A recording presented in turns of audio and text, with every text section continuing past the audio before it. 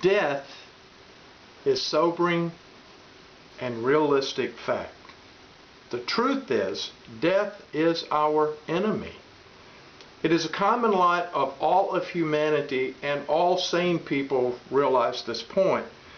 As we all know, all living things eventually in this physical realm will die. Even though we may be able to delay death for a while, even though we may be able to sustain life at some level for a period of time, all such efforts are at best temporary.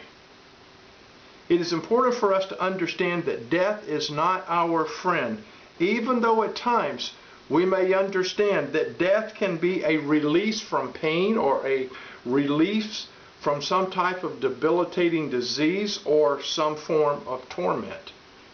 We still need to realize that it is not a friend because it ends in the death of a life. Whether we examine death from a scientific point of view or from a religious point of view, the event itself is still an enemy. As science marches forward and medical knowledge grows, death is becoming more and more difficult to recognize and to define. Medical science now distinguishes a clinical death from a sure death. But we ask the question, why would it be that so many brilliant people fail to agree on the exact moment of death? It's probably because doctors have been able to resuscitate people who were clinically dead. It appears that a practical definition is needed. We need to understand that death may include the concept of the impossibility of being able to be resuscitated. In other words, when resuscitation is impossible, one has succumbed to our enemy, death. So what hope is there? The answer is God has this great news. Death is an enemy which itself is going to be eventually destroyed.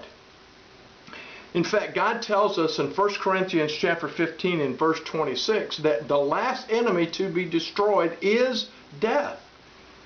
And then over in the book of Revelation, God also makes this awesome statement in Revelation chapter 21 and verse 4. The first part of the verse says, "And God shall wipe away all tears from their eyes, and there shall be," listen to this, "no more death." What an awesome truth. What an awesome thing there is. And so we can see God has this plan. It is a wonderful, loving plan that includes all humanity that have ever lived. Would you like answers to this question about death and about the destruction of this enemy, death?